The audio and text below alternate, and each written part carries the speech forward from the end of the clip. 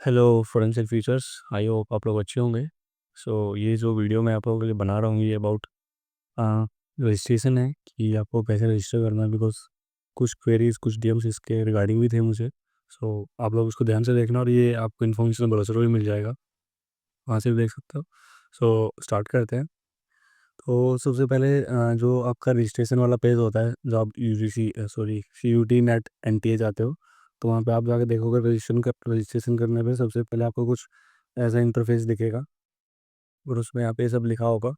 और जो आप यहाँ पे कॉर्नर में क्लिक करते हो कि न्यू रजिस्ट्रेशन या न्यू कैंडिडेट, ऐसे मैं आपका जो फर्स्ट बता रहा हूँ जिसने अभी तक बिल्कुल नहीं किया है उसको नहीं पता है।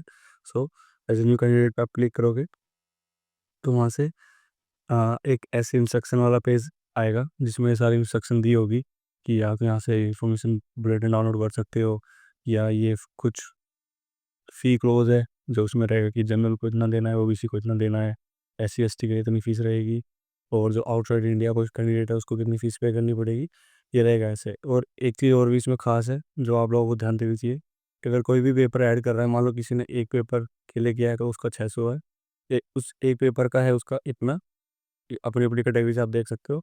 अगर आप कोई एडिशनली कोई एक पेपर ऐड कर रहे हो तो उसकी फ़ीस 600 या 500 या इसमें ऐसे ऐड हो जाएगी।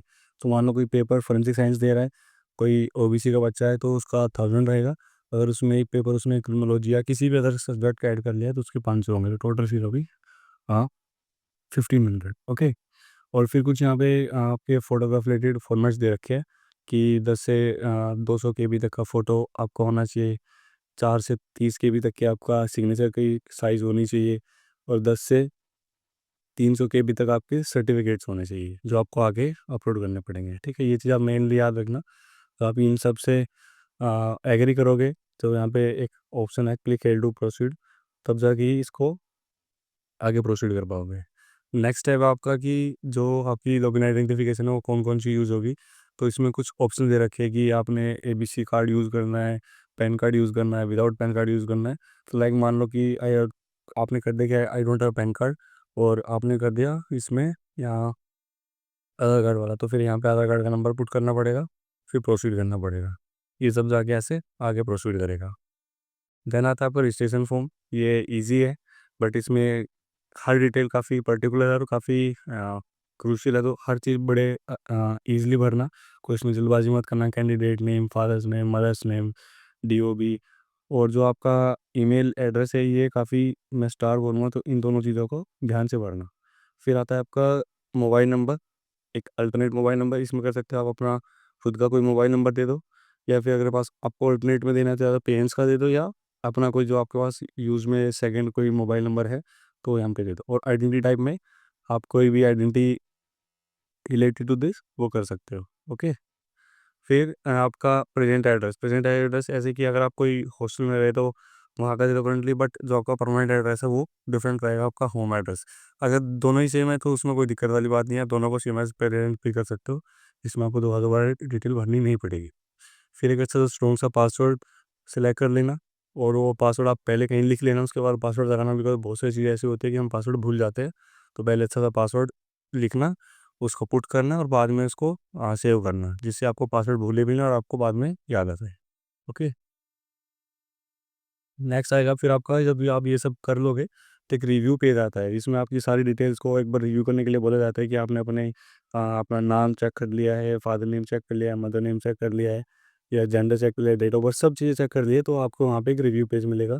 जिसमें अगर आप सब चेक करने के बाद ठीक है तो आप इसको आई एग्री करके सबमिट एंड सेंड OTP कर सकते हो। और जो OTP आएगा वो आपको आपके जो आपने ईमेल प्रोवाइड की था उस पर एक ईमेल पे OTP आएगा। OTP भरने के बाद यहाँ पे COT आपको पिन देना होगा, उसके बाद वेरीफाई करके वो सबमिट हो जाएगा। ऐसा करने के बाद आपका जो registration login ID password generate हो जाएगा, तो आपको मेल पे भी आएगा और आपको एक टेक्स्ट भी आएगा, एक मैसेज भी आएगा। तो वहाँ से उठा के आपको लॉगिन आईडी पासवर्ड इसमें आप लॉगिन कर लेना है। लॉगिन करने के बाद फिर आपका इसमें ये रजिस्ट्रेशन कंप्लीट हो गया। एप्लीकेशन फॉर्म रहता है और एक आपका फ़ी पेमेंट वाला रहता है।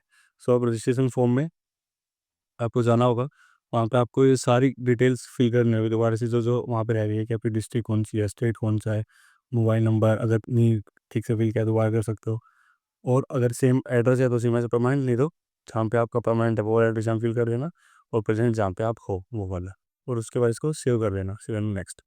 फिर पर्सनल डिटेल्स में इसमें आपकी डेमोग्राफिक डिटेल्स रहेंगी कि कहाँ से आप बिलोंग करते हो, आपकी कौन सी कास्ट है, कौन सी कैटेगरी है, कोई आइडेंटिटी टाइप, कोई आपका आइडेंटिफिकेशन नंबर, आपकी मंथली एनुअल इनकम कितनी है पेरेंट्स की, और स्टेटस एम्प्लॉयमेंट क्या है कि आप स्टूडेंट हो क्या हो, वो सब यहाँ पे इस सारे सेक्शन में फिल करना होगा। फिर आता है आपका कोटा वाली बात, कि आप कोई बीपीएल कैटेगरी से बिलोंग करते हो, कश्मीरी माइग्रेंट हो, किसी एक्स सर्विसमैन के वार्ड हो, ये सब डिटेल इसमें फिल करनी होगी। अगर यस है तो यस करना, अगर नहीं है तो उसको ज़्यादा वो मत करना, जो है एक्चुअल में वही डिटेल भरनी है, इसके साथ एक्सपेरिमेंट नहीं करना है। ओके। देन आती है आपकी एग्ज़ाम सेंटर की डिटेल्स। तो इस एग्ज़ाम सेंटर में सबसे पहले आपको अपने नियरेस्ट सिटी वाला एग्ज़ाम सेंटर फिल करना है, उसके बाद दूसरा नियरेस्ट, थर्ड नियरेस्ट, ऐसे करके प्रायोरिटी देनी है। अदरवाइज़ अगर आपका दूर एग्ज़ाम आएगा तो फिर उसमें आपको ज़्यादा समस्या होगी, तो आप वो इस चीज़ को लेकर पहले ही प्रिपेयर रहना, और उसी हिसाब से एग्ज़ाम सिटी प्रेफर करना। ओके। देन आपने कौन सा पेपर सेलेक्ट किया है तो उसका पेपर आएगा, पेपर कोड, जो आपको मैंने पहली वीडियो में बताया था, आप जाकर देख सकते हो उसको, या फिर आप एक बार वेबसाइट चेक कर लेना दोबारा से यूटी की, उसमें भी आपको ये मिल जाएगा। तो पेपर कोड चेक करने के बाद इसमें सब चीज़ भरने के बाद अपन इसमें सेव नेक्स्ट कर देना है। फिर आपसे ना आपकी क्वालिफिकेशन डिटेल पूछ जाएगी, सबसे पहले 10th क्लास की, तो कम्प्लीटली 10th का भरना, फिर 12th वाली। ओके। फिर अगर आप पीजी के लिए कर रहे हो तो इसमें ग्रेजुएशन वाली भी आएगी, तो इसमें पासिंग ईयर, किस यूनिवर्सिटी में से थे, कितने मार्क्स थे, सीजीपीए था, परसेंटेज था, आपको वो सब चीज़ें देख के अच्छे से भरनी है। लास्ट में आता है आपका डॉक्यूमेंट अपलोड करने वाला, जिसमें सबसे पहले आपका फोटोग्राफ, फिर आपका सिग्नेचर। तो फोटोग्राफ की साइज़ जो मैंने पहले दी थी कि उसी उसमें फोल्ड करना, और अगर आपकी सिग्नेचर की साइज़ सेम है 10 to 30 KB वाली, तो ही इसमें अपलोड होगा, अदरवाइज आपको वो रिसाइज करना पड़ेगा। ठीक है। ये सब के बाद आपका आएगा ओटीपी, कि आपको ये सब ठीक है। उसके बाद ओटीपी भेजने के बाद वेरिफिकेशन होगी इस ओटीपी की, कि ये आपने जो ओटीपी था वो ठीक नंबर पे गया है या आपने गलत वो कर दिया, तो उससे भी एक आपको क्लैरिटी मिलेगी। फिर लास्ट में आएगा एक फाइनल रिव्यू पेज, जिसमें आप सारा का सारा चेक कर सकते हो कि जो भी डिटेल आपने भरी है ठीक भरी है, उसको बड़े अच्छे से चेक करना। अगर कोई भी गड़बड़ है तो उसमें आपको फिर लास्ट में फेस करनी पड़ सकती है, करेक्शन विंडो में भी वो ठीक ना हो। सो पहले यहाँ पे university detail, exam centre detail, quota detail अच्छे से आप चेक कर लेना, बिकॉज ये मैटर करता है। फिर अपनी फ़ोटो और अपना सिग्नेचर भी एक बार के लिए क्रॉस चेक करें ना, कि कहीं आपने किसी और का सिग्नेचर वगैरह अपलोड तो नहीं कर दिया जल्दी-जल्दी में, जो कि होता है अक्सर। ठीक है? तो ये सब चेक करने के बाद एक ऐसे प्रॉम्प्ट आएगा कि आपने सब रिव्यू कर लिया है, उसको आप ठीक है सब, तो उसको सबमिट कर देना। लास्ट में जो भी आपकी पेमेंट होगी उस पे पे नाउ करके आपका कंप्लीट रजिस्ट्रेशन हो जाएगा। जो भी इसमें डिफरेंट डिफरेंट मेथड दिए है, तो वो आपको एक लास्ट में एक रिसिप्ट जनरेट हो जाएगी। जब यहाँ से आपकी पेमेंट सक्सेस हो जाएगी उस वाली विंडो से, तो एक एक पेमेंट आईडी, एक इनवॉइस टाइप बन जाएगा। ओके। सो आराम से पेपर का फॉर्म भरो, जल्दबाजी मत भरो। कुछ गड़बड़ हो, कुछ समझ नहीं आ रहा हो तो आप पूछ सकते हो। कोई ऐसा कोई अदर क्वेरी हो तो feel free to ask me. Thank you guys, all the very best.